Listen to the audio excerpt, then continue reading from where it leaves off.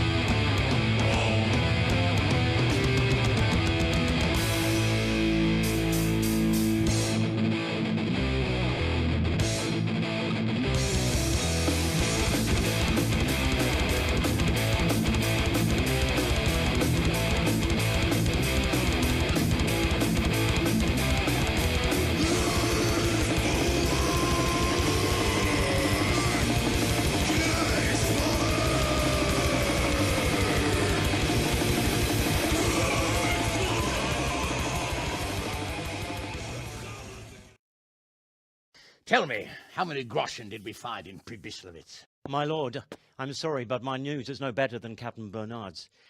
These coins are very good. That is to say, well-made facsimiles, as we call them. What? I don't give a what you call them. I want to know what they're facking worth. That's just it, sir. They're worth nothing. This here It's just a pile of copper. Kurva! So you knew the coin was counterfeit? Of course I did. I brought those groschen to Pribyslavitz. Excellent, Henry. We mustn't let this opportunity slip through our fingers. You go there and put pressure on this Menhart to tell us what he knows. Who ambushed that wagon? A knight. He's been following us for a while. I don't know about any corners. That's him! That's got to be that knight! It seems I have finally met my match. I'm not a forger, I'm the one investigating them. I am Ulrich. It is true our meeting has not begun well. But if it is the truth that you are sent by Kobila, then we can assist each other. I have here a written confession which tells how those forgeries are made. He gave me these documents to show you. The place of origin is a monastery in the land of Bohemia. Here's an outlying description of how the forgeries are made. I'll have to study it more closely. The documents show they use silver amalgam for coating copper fakes. That's a lead we can follow. You will go to Sasso at once. Look around the forges in the city. Someone must be working copper for them. Yesterday, I heard people from the craftsman's yard by the monastery complaining. They said they could not sleep at night because the blacksmith works all the time till dawn. For the third time this month, they've told me they've none. There's no quicksilver to be had, they said. He called himself Sir Jezek, and he had a lackey with him called Rapota.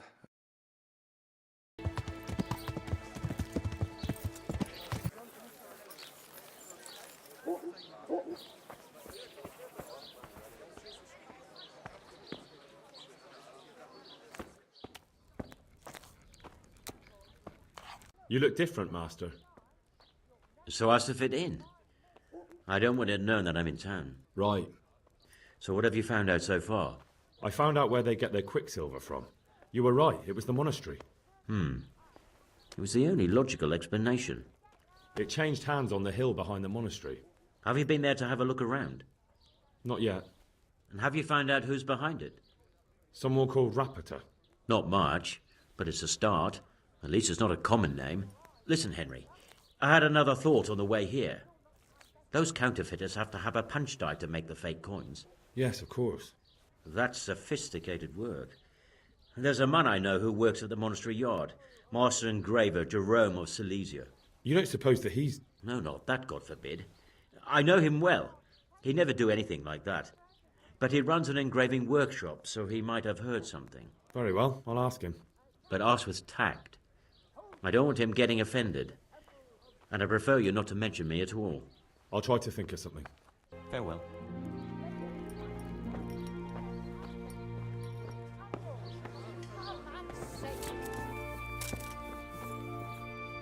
I'd like to learn to read.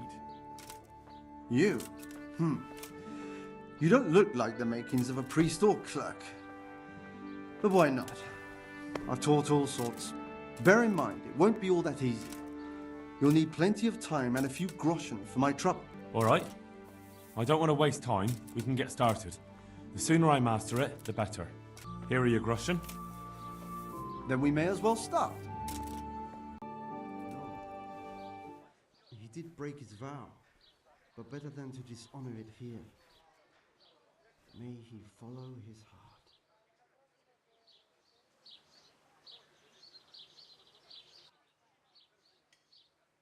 Wake up, lad. It's time we were getting on.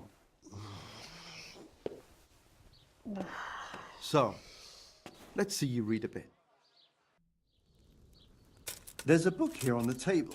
Try to read it. Will I manage? You ought to be able to. It's a simple text. Come back once you've worked your way through it.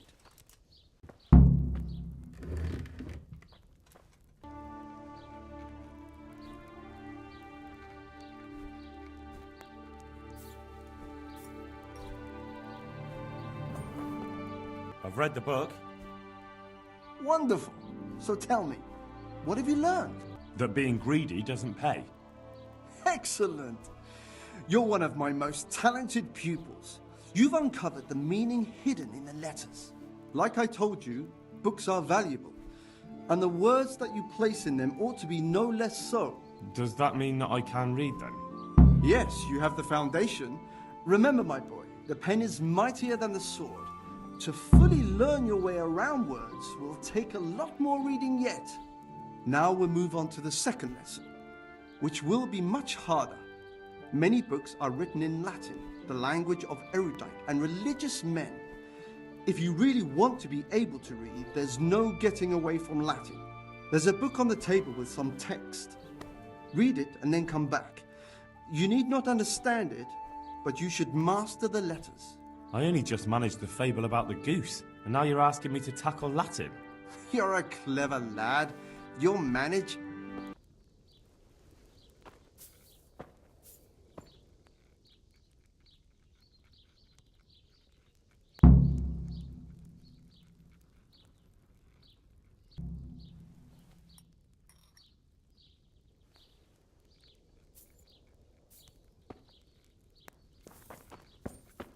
I read the page. So tell me, Distrupule, what's written there? Nullus est liber tam malus, ut non lique parte prosit. Good heavens! Don't tell me you haven't had lessons before. Excellent. Well, there's nothing more I can teach you. Congratulations. You can go and be ordained right away. Thank you, Domine. I'm feeling a lot wiser.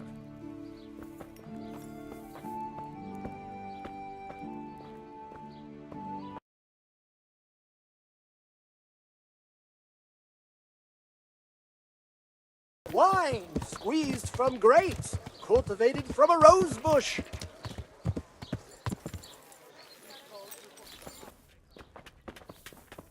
Do you make anything out of copper, Master? I do a bit of Damascene decor sometimes. Why do you ask? I'm looking for someone who could do me some copper sheets.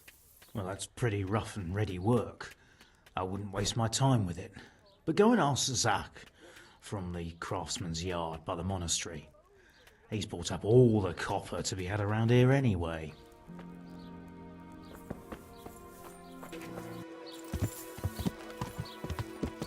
Yeah.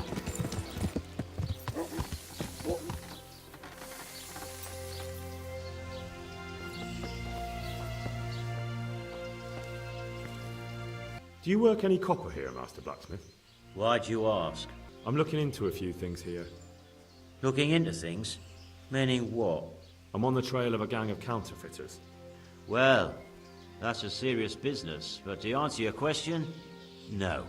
I don't work copper here. That's not what I heard. What? I was told in town that you bought all the other blacksmiths' copper. By Mickelson the Master Armourer, am I right? They're forever trying to smear my good name. That's why they said it, to make me look suspicious. But they don't know I'm investigating anything. Then they're making things up just for spite. Anything else? I still have work to do. Been a pleasure.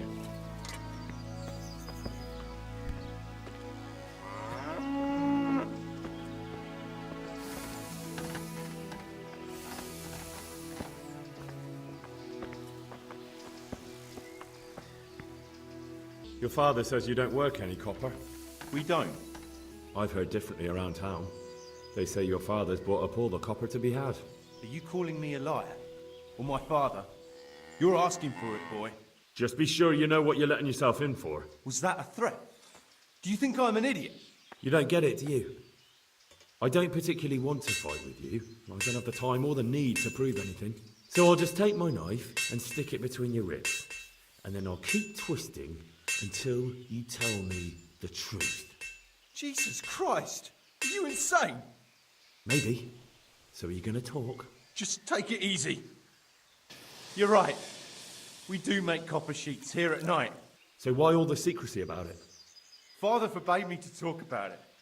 I don't know why. I didn't ask. Who buys those sheets from you? I don't know. I've never set eyes on him. Father doesn't like to talk about it. Your father has some serious explaining to do. Jesus, please don't hurt him. We'll see about that. So back to that copper, Master Blacksmith. What? I thought I told you I don't work with copper. Your son put it quite differently. What's that? What are you blabbering on about? Don't be angry with him. I didn't give him any choice. All right. I suppose there's no point lying. We do make copper sheets here, and I wanted to keep it quiet. Why? Pays me good money, and the people I do it for. I wouldn't want to get on the wrong side of them. So you let them intimidate you? I thought you were made of sterner stuff. I thought so too. But I'm not an idiot, and my pride isn't worth my life. If you don't cooperate, you'll be getting a lot worse than that from me. There's no need for threats. We can both benefit here. If I tell you everything I know, you can help me with a certain small matter. One that'll cover up for my loss of earnings. Do you know what the penalty is for counterfeiting? I never give it much thought. Evidently, because the penalty for counterfeiting is burning at the stake. And I can personally guarantee that when you're standing on that pyre, you'll find a loss of earnings is the least of your concerns. No, of course you're right. I shouldn't have. I'm sorry. It's just that I'm afraid of being left destitute. So, out with it. What's been going on? One evening I got a visit from this scruffy beggar calling himself Rapota. He had a yellow cape on and kept whistling to himself. There was a knight with him too, but he didn't give his name. They told me what I had to do, how much I'd get for it, and I had to keep my mouth shut. And where can I find this Rapota? Or the knight? I don't know exactly. But I've always left the wagon with the goods behind the monastery, on the hill there, next to a small chapel under a big tree. Anything else? No. I swear that's all I know. Well, that'll do me for now. Young man, about that matter I need help with. I'll gladly pay you. First, tell me what's going on. I recently tried to buy Master Armourer Otto Rabstein's business for my son Vitus, but that old fool wouldn't listen to reason. He said he couldn't understand his legacy being taken over by a clod like my Vitus. Despite the insult, I doubled my offer, but Master Otto still wouldn't budge. And what is it you need from me? I thought I'd show Otto that Vitus isn't such a dolt as he thinks, but for that I need someone experienced in combat. Well, that doesn't sound so bad. What's your plan? Otto's busy making a very pretty suit of armor for the bailiff. So I was thinking, if we could show that pretty armor of his is absolutely useless, he'd be disgraced. And how am I supposed to see to that? Well, I'd reckon we'd arrange a duel of champions with bludgeons. You'll put on Vitus's armor, and Otto will send his champion in that tin shit of his. You invite the bailiff to watch, and Otto will be made a laughingstock in front of everyone. Then what do I get out of it? Vitus will let you have the cuirass from his suit of armor, and I'll throw in a few groschen on top. Sounds good. And I'm sure a fella like you will be glad to be on good terms with the best armorer for miles around, eh? That remains to be seen. Agreed. I'll get to work on it. Wonderful. Go to Otto first and talk him into it. Then go to the bailiff so he can announce it and get spectators. The more people see it, the better. We'll bring the armor to you at the combat arena. May the Lord watch over you.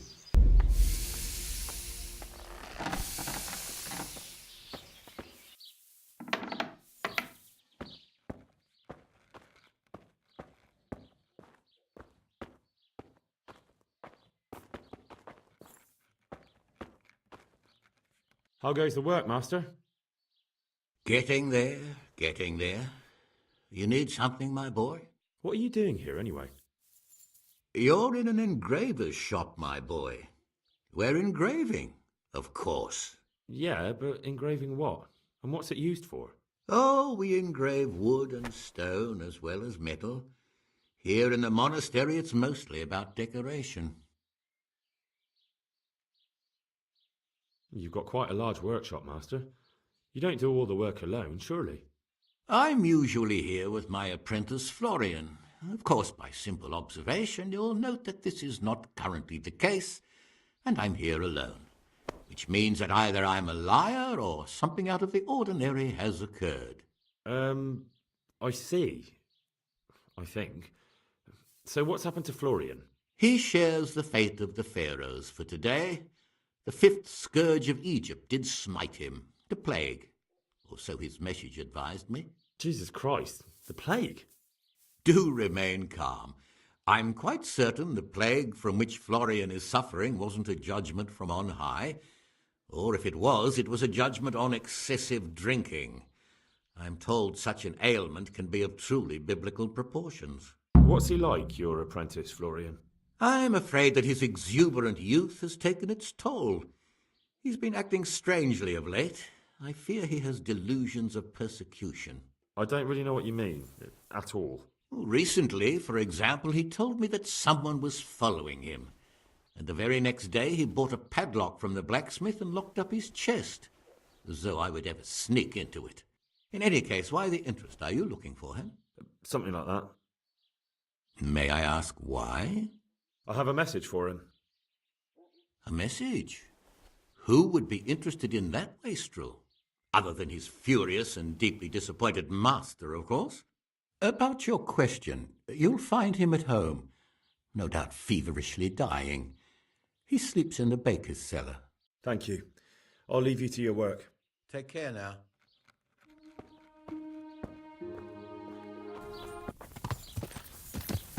Yeah.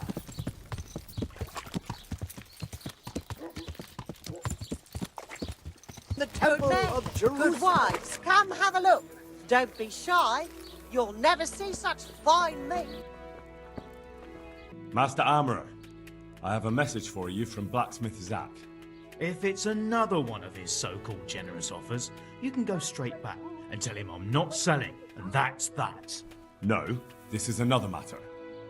Vitus wants to challenge you to a duel. What? Me fight with that brat? Zack must have lost his mind entirely. That's not how it will be. The real duel will be between your pieces of handiwork. How's that? It will be a duel with bludgeons. No bloodshed. At most, a few bruises and some dents in the armor. Zack chose me to wear Vitus armor. And so I'm to choose a champion of my own? That sounds reasonable. Good.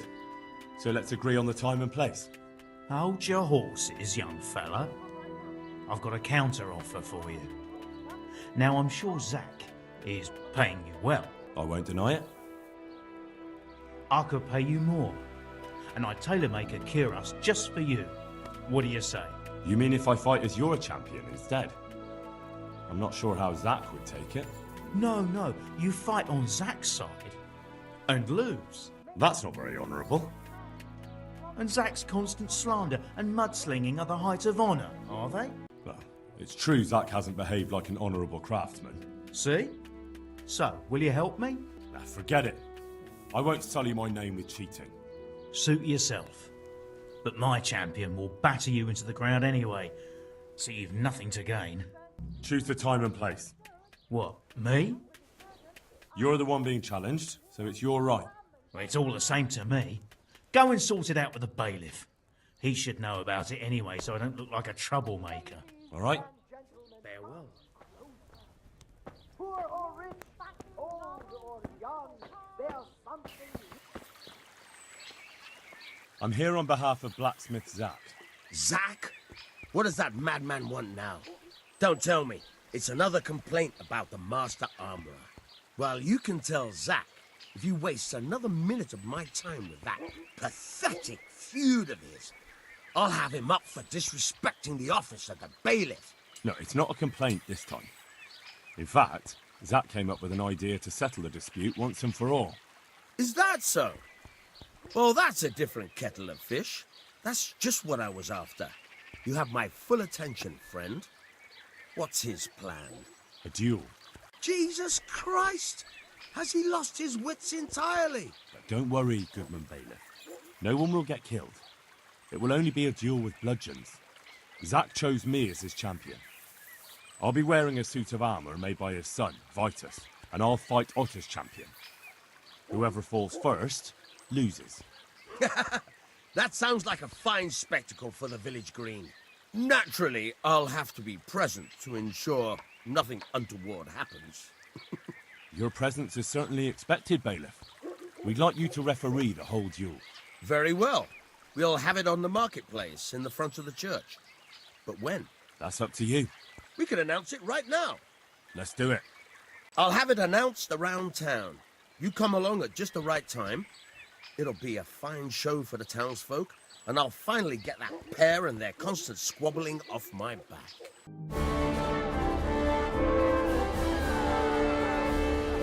Good citizens of Sasau, our township has long been plagued by a protracted dispute. As you are no doubt aware, Zack, the blacksmith of the monastery courtyard, and Master Armourer Otto Rabstein have been, for some time, at odds. And in so much as it behoves my office as bailiff to settle such disputes and maintain peace and order, I have decided to resolve the blacksmith's quarrel by unconventional means, whilst affording an entertaining spectacle. In short, we shall let them knock each other's teeth out. However, since it ill befits two respectable tradesmen to maul each other on the market square like a pair of cocks on a dung heap, each of them has elected a champion. Zack, the blacksmith, has appointed to fight in his stead Henry of Scarlets. Yay! And Master Otto Rabstein's champion will be... Please, introduce yourself, Sir Knight. Master Otter will fight for Master Otter. I don't need some young pup to take my place. I remind you that this will be a duel with bludgeons alone, and until first blood is shed. Come, folks, be sensible for heaven's sake. We don't want any maiming here, or, God forbid, murder. So, if both contestants are ready, let us begin. Poor or rich,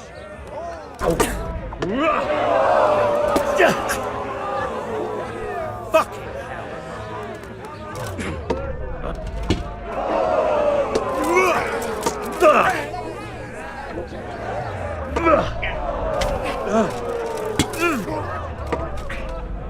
Kunda!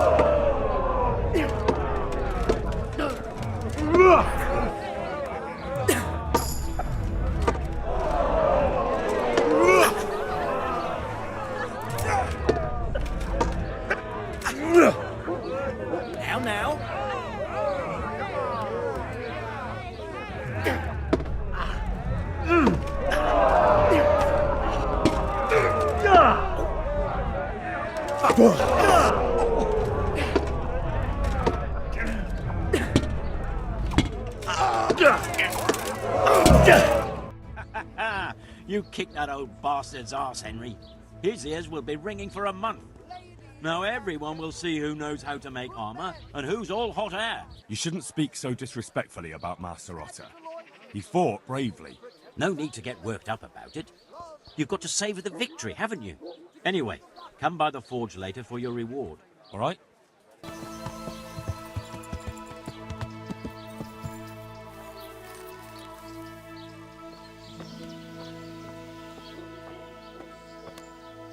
I'll come for my reward. Of course. And thanks again, lad. It's worked wonders for my trade. You told me I'd get that kiras made by Vitus and a few groschen on top. I did. And I'm a man of my word. Here you are. Thanks.